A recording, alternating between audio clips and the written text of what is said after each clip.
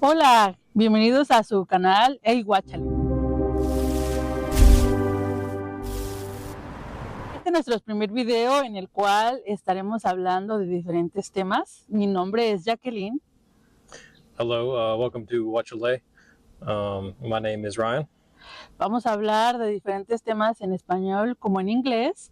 Y bueno, quiero decirles que Ryan no habla español y yo estoy en un proceso de hablar inglés. Hablo muy poquito, entonces vamos a tener algunos retos en estos videos en el cual estaremos presentando algunas entrevistas con personas americanas como él, que no habla español. Y vamos a tener también entrevistas en español con muchas personas que están en ese país y que decidieron migrar. Conoceremos sus vidas a través del trayecto que ha sido la vida en este país, que pensamos que es el sueño americano, pero muchas veces se ha convertido la pesadilla americana. Ok, vamos a empezar a hablar en inglés con Ryan y le vamos a hacer algunas preguntas. Okay, welcome Ryan. We want to talking about, I told them I speak English a little bit, and my challenge is I'm going to do an interview in English, but how was your life? I mean, what is your name? What do you do? Anyways, my name is Ryan. Right now I do inventory management systems for like warehouses and things like that. Okay, how do you feel in the work? It's okay. It's maybe not what I wanted to do when I was younger, but sometimes you kind of fall into jobs, and I'm pretty good at it, and it pays better than a lot of other jobs. So Okay, how old are you? I'm 31. Okay, what do you think about your country? I mean, personally, I think it's the best country to live in the world. Why? But well, we have freedom. People have equal rights. There are some cases of injustice, but it's the media likes to blow it up when there's one instance, but that's not all of America. So, like in my town, like my neighborhood, we have people from all different backgrounds that live in my neighborhood. They're all playing out in the streets. Like me and my dad, we sell ice cream. We'll drive around. We'll see the kids playing together, and they're from all different backgrounds, and they all get along just fine.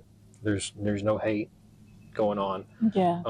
When I went to school here in America, I'm from a smaller town, but we had a large Hispanic population and some African Americans, and I grew up with them, and we didn't really think about color growing up. They didn't really teach us that, which they taught us about the civil rights and stuff like that.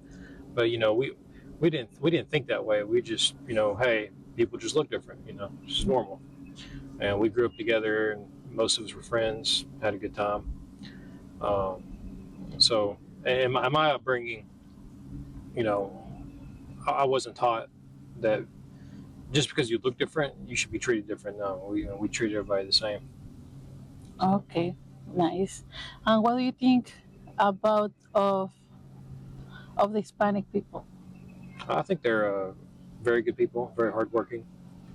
A lot of them want to come here for better life because things, south of the border can be uneasy, with like, high crime, cartel. It's very unfortunate.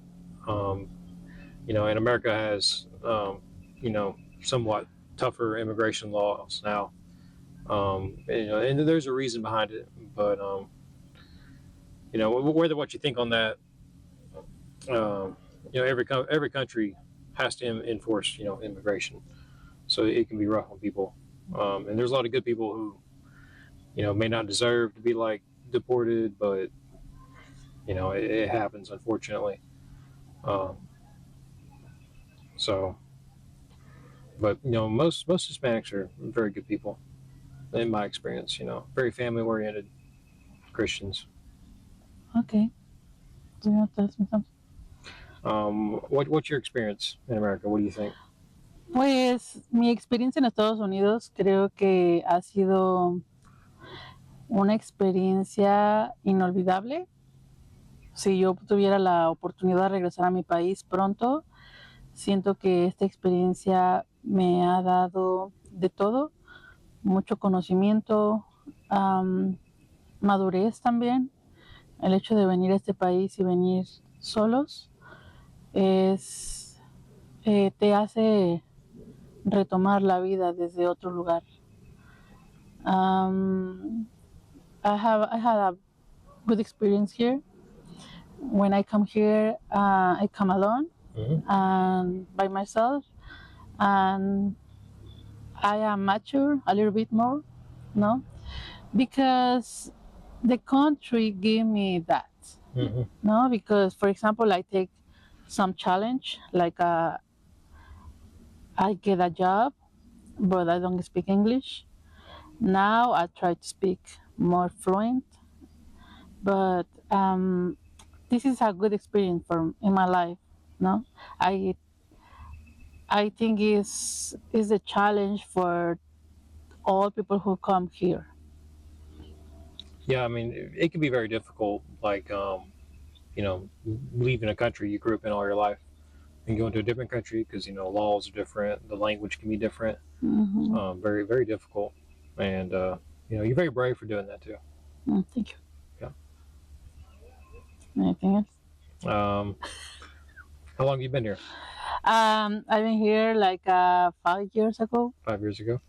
Did you know any English at all when you first showed up? Actually, when I stayed in Mexico, I studied English, but like a basic English, like this is a table, this is a tree, this is my face. Yeah. No, but when I try to do like a whole sentence, it's difficult because when we're going to start to talking, we're going to talking in the past, future, and present, and it's difficult to remember all words in different times. Yeah, you're doing really well with it. I mean, do you like before you speak in English, do you have to like think about it in Spanish? Yeah, it's difficult because we're going to translate all sentence, and sometimes when we're going to translate the word Spanish to English, means different. Yeah, when I try to speak in Spanish, I have to do the same thing. I have to think about it in English, like, wait, this means door. Okay.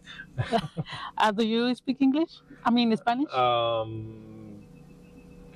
I try to learn a little bit, but I'm not very good.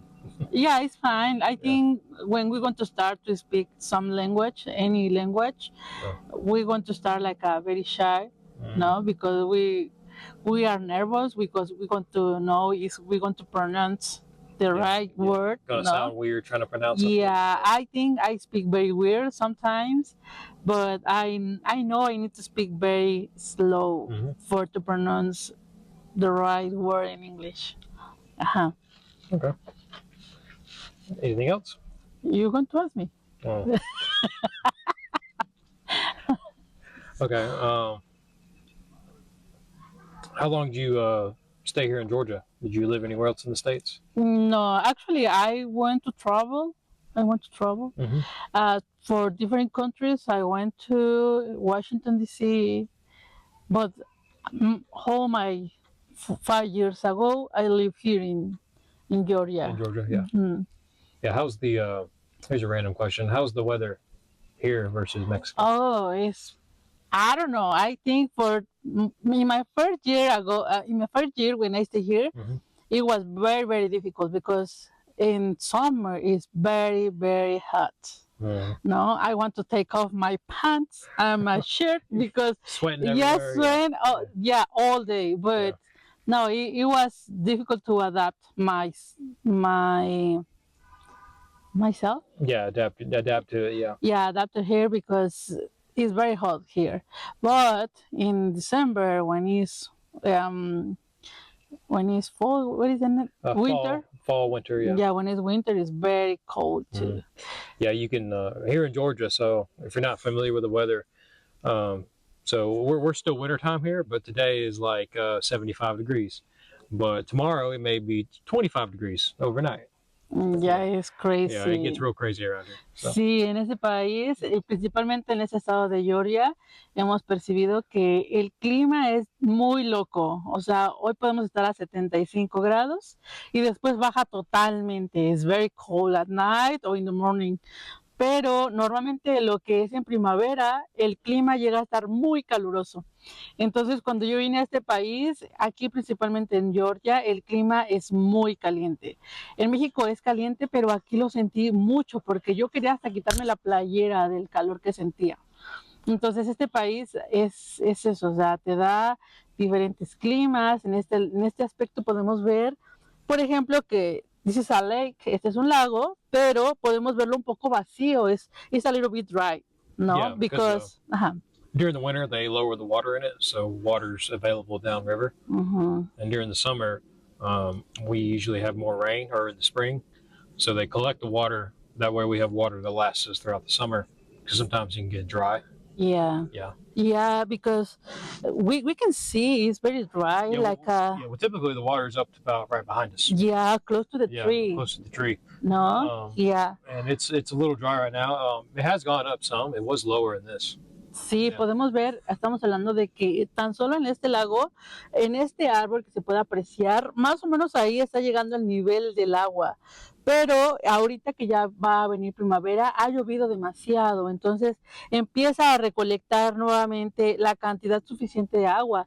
Porque en la parte de allá, ahorita les vamos a mostrar, en la parte de allá hay como un muelle, en donde la gente viene y pues ha de tomar como algunos chapuzones, pero el agua no ha llegado todavía lo suficiente al muelle para que pueda crecer el agua. Entonces, este lugar por lo menos es muy bonito. This place is very beautiful because I told them, for example, over there are some like Lake houses. yeah, and I think it's not enough the water because it's Yeah. dry, no? Yeah. And we're going to show them the dry here, but I think God is very, very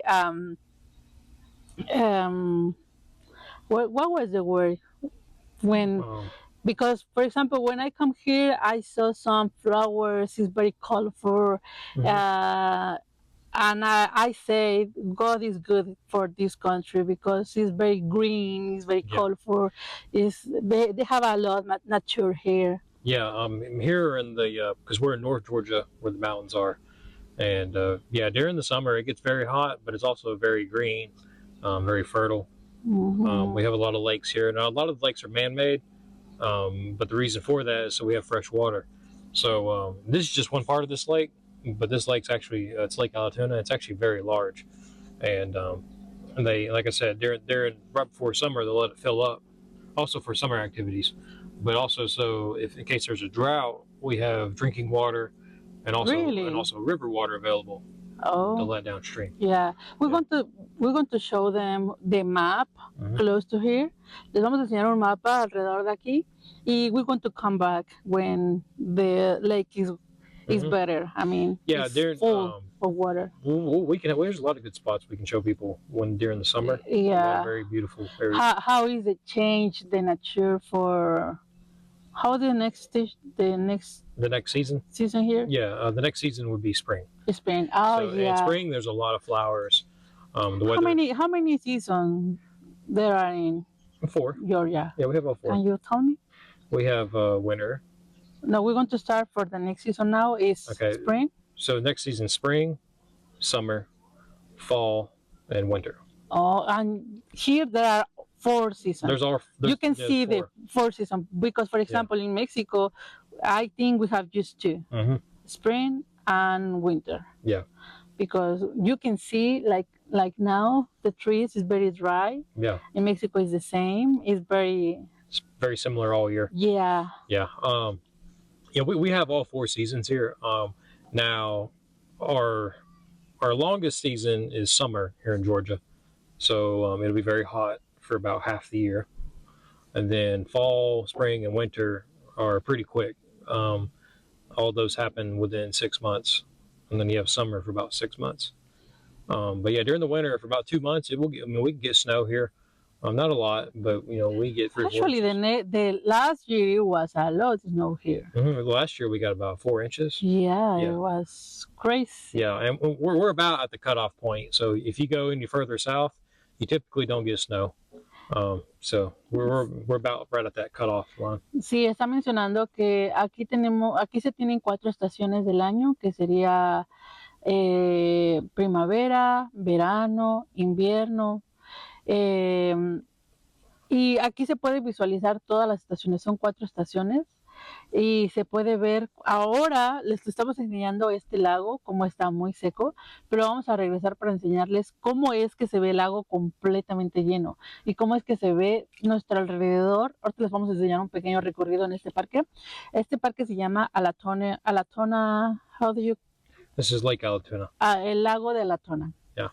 Entonces vamos a enseñarles alrededor y vamos a regresar a este mismo lugar para enseñarles cómo es que florece este parque. Este es un lago. Aquí se puede pescar. We can fishing here, right? Yeah, you can fish here. Podemos pescar y nadar and swimming. Mm-hmm. You can swim, fish, boat. Yeah. Take a jet ski out with your family. Yeah, it's pretty good because I saw some grills around. And you can come with your family and you want to do some grills. Mm-hmm. Yeah, there's a playground over there. You can grill here. There's a $5 entry fee, but that's to keep up with the maintenance and to keep the park clean. That's typical for most places. It's about $5 to get into. Nice. For like a day pass. They do have a yearly pass where you pay like $40 and you can come as much as you want for a whole year. La entrada aquí son $5 más impuesto y dice que hay una anualidad, 45. For the annual pass? Yeah. It's about $45. Es alrededor de $45 por año, en la cual puedes entrar a los diferentes lugares como estos. Son lugares públicos en donde puedes uno venir y disfrutar de una tarde muy rico, porque tan solo ahorita el clima se siente muy bien. Today it's good a pretty day because it's not hot, it's not cold. Yeah, today's about 75 and we're still in winter. But that's why I said even though officially we're still in winter, Georgia has its other 3 seasons in about 6 months, because for like December, January, and the beginning of February, it's really cold. But then typically, as soon as you get to, today's March 1st, spring starts in about a week. But it's already springtime here. It's 75 degrees right now, real nice. And I think next week is going to be in the 80s, so it's already starting to get hot. Sí, menciona que lo que es diciembre, enero y febrero son meses muy fríos, pero ahora que estamos en 1 de marzo notamos la diferencia del clima. Ya va a empezar la primavera alrededor de una semana, entonces vamos a ver cómo florece este bonito país que hemos decidido vivir. Entonces vamos a hablar un poquito con él. Le voy a hacer algunas preguntas, les voy a reiterar. Mi inglés es muy básico, entonces voy a tratar de hacerle algunas preguntas. Él nos va a contestar en inglés y yo lo voy a traducir a español. Y en algún momento va a haber algunas personas que no hablan inglés, sin en cambio le voy a traducir un poco a él en inglés, lo poquito que yo pueda, ¿verdad? Recordemos que este país nos da la oportunidad de poder involucrarnos con personas como él, en el cual nos permiten aprender día a día, el explorar nuestra capacidad de aprender un nuevo idioma. I told them we're going to start our interview. I speak English a little bit, but I'm going to do some questions in English and I'm going to translate in Spanish for them. For the next interview, maybe we want to do in Spanish and I'm going to translate in English for you. It's a challenge because it's a challenge for all days, no? Because we want to try to do or to be better and better, no? And sometimes I know I pronounce very weird my words, and I do a wrong word. For example, I say swimming, but it's swim, no? You can swimming, or you can swim. So if you say, yes, you can swim here. You can swim. But if I was talking about like myself or us, I'd be like, hey, we can go swimming, which means like, we can swim here. But if I'm talking about us, we'd use swimming. But if you're talking to like just letting somebody know, yes, you can swim here. Okay, nice. Yes. Yeah. This is my challenge now, and we're going to do some interviews. We want to work together. We are three people in the channel. Our channel is we call HEY WATCHALE because it's Spanglish. HEY WATCHALE is what is Spanglish? Watch is the word in English. When they're going to say watch out means? Watch out means like, hey, look, or like, something's coming, like, oh, hey, watch out, something's coming. Yeah, watch out significa en español, mira o ten cuidado. Y por qué decidimos o por qué decidí este nombre es porque mi papá, cuando él estuvo viviendo aquí por muchos años, my father, he was living here in the United States, y cuando él regresó a México, él decía, guáchale, guáchale. ¿A qué se refería cuando, como ten cuidado o ven, mira, ¿no? Entonces, un día platicando con mi otro amigo Diego, le dije, vamos a llamar este canal Guáchale, porque nosotros como buenos hispanos, mexicanos o cualquier otro país de habla hispana, nos hemos dado cuenta que transformamos el inglés y lo acomodamos prácticamente a nuestro idioma, como la chamba, ¿no? La chamba es una palabra que se ha ido transformando poco a poco, como firulais, free of lines, no? We call firulais for some dogs, but it's free of lines. Free of what? Free of lines. What do you mean? You're going to find in your phone. Here. Why the people call for dogs firulais? And he's going to explain for why some people we change some words in English to Spanish, like guachale. This word don't exist in the vocabulary, but Here, say it in Spanish. firulais. Perilous. No, you need to put it in your other one, yeah. Yeah. Here, say it again in Spanish. Why the people say firulais of dogs?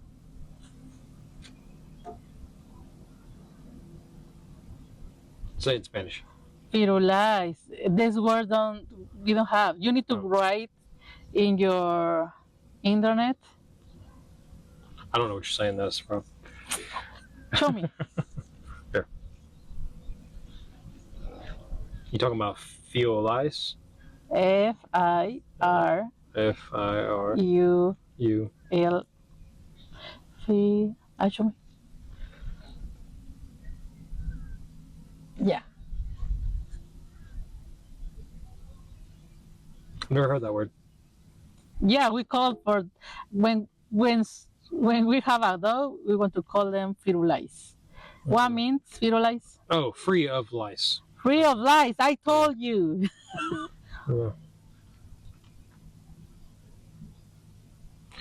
Okay. Yeah. So it was dating back when Mexican laborers were asked if their dogs were clean at the U.S. border. They'd say free of lice. Yeah. Yeah, and we called for a dog's.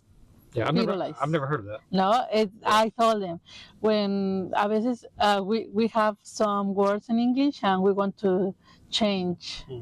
No, because we can't pronounce some words like firulais. You know what is firulais? Free of lice. Exactly, but some people can speak or can say firulais, free of lines, and they say firulais. You know? Okay. Okay. Yeah. And yes, now we want to talking about what happened in our life here in United States. What are you going to do? What are you going to do tomorrow? Yeah, you told me about your life. How was your life? So typically, Monday through Friday, I'm working.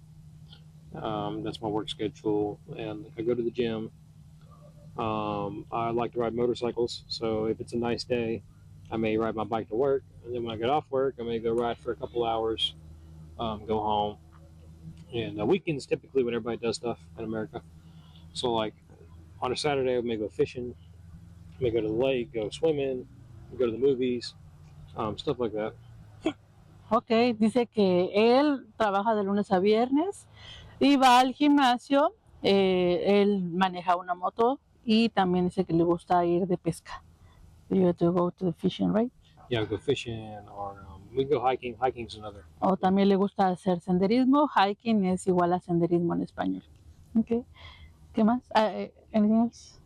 Sometimes me and my friends we'll get together and we'll do cookouts, barbecue. Yeah. What is barbecue for you? Barbecue is where you take like a meat and you put it on the grill and you put barbecue sauce on. But when you was 16, you get the permission. 15. At 15, you can get your permit. Okay. And at 16, if you do the driving school, you can get your full license. Oh, full license. Yeah, at 16. If not, you gotta wait till you're 18. Ah, ok. Dice que cuando él cumplió 16 tuvo el con permiso completo, pero si fue a tomar algún curso. Pero si no lo hizo, tiene que esperar cuando cumpliera 18 años. Okay. Yeah, and when I was like 15, 14, we all had bicycles. That's how we got around. But as soon as I got my car, everything opened up. So then all my friends, I could fit 5 people, including myself, in the car. So we'd all pile up in the car and we'd go, to the next town over. And before, we could never do that on bicycles. We could go to the mountains. Like we'd take my car up the mountain. And this is like an off-road. And we'd go up the top of the mountain where you can see the whole lookout. And then as we're coming down the mountain, we'd be hanging out the windows, which, you shouldn't do that. It's dangerous, but, we're kids. And you just get all kinds of freedom in America once you get your car. It's a big deal. I like American because you can get all car wherever you want. Mm-hmm. Obviously, if you have a money for pay. Yeah, so, if you ain't got a lot of money, you usually get a used car, which can be good. There's some brands out there that are real reliable. So. Yeah, this is nice. This is good for this country because, for example, in my case, I can get some trucks like in Mexico, because in Mexico is very, very expensive. Mm-hmm. Here is like a basic car. Mm-hmm. No? Okay, nice. Well, new trucks here nowadays are very expensive, but we have tons of used ones you can get, and you can get those for around like $5,000-$6,000. Yeah. Okay. Yeah, and unless you're living in like a big city, if you're in America, you kind of need a car or a motorcycle. Actually, if you live in wherever you want, you need a car because some stores, some stores is very far from your apartment or from your. Well, if you're living house. Like in near Atlanta, like maybe Marietta or further south, every store you need is usually within. Like if you had like an electric bicycle, it's within distance of about 10-minute ride. Yeah, you're right. So if you're in like a real big populated area, you can get by with just having like an electric bicycle, because you can go about 25 miles an hour on those legally. Do you know how much is the e-bike? An e-bike, it's around $800 to $2,000. Depends on how nice you get one. Yes. But you can get a basic $800 one that'll go 20 miles an hour. Mm-hmm. And it doesn't seem that fast, but when you're in the city and you're going 20 miles an hour.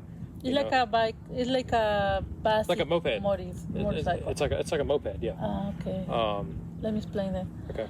Él está diciendo que en este país, bueno, él cuando era más joven adquirió un coche y le digo que en este país una de las ventajas que si tú quieres adquirir un coche del modelo que tú quieras, puedes adquirirlo, vaya, obviamente pagando correctamente para no dañar tu crédito. Y dice que si no llegaran a poder adquirir un carro, pues pueden comprarse una e-bike, se le llama, una bicicleta eléctrica.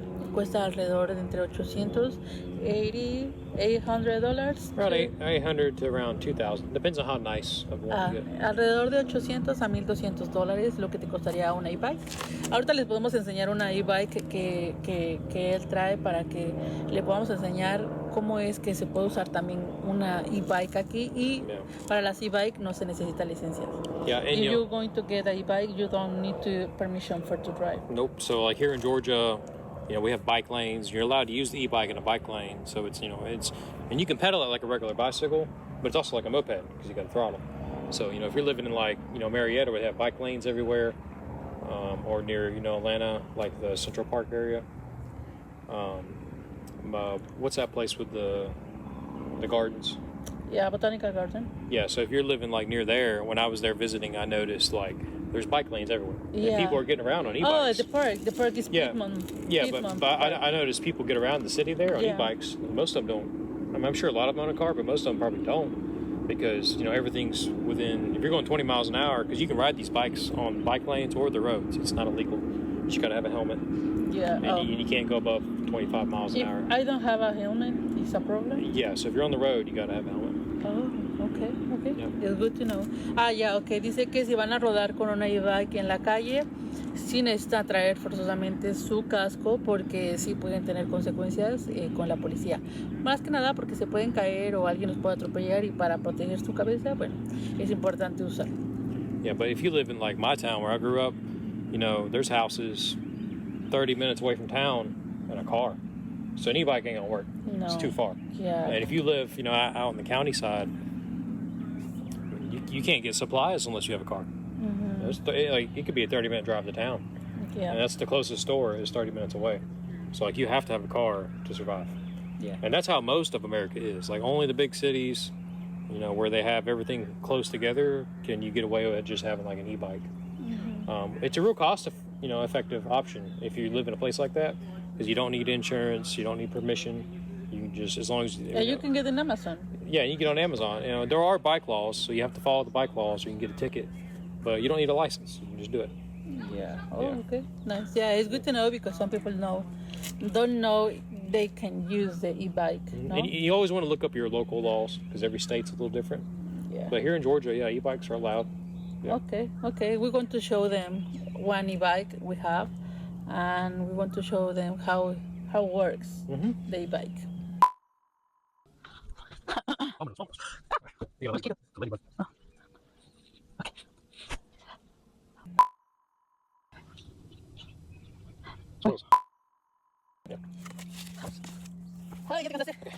Yeah.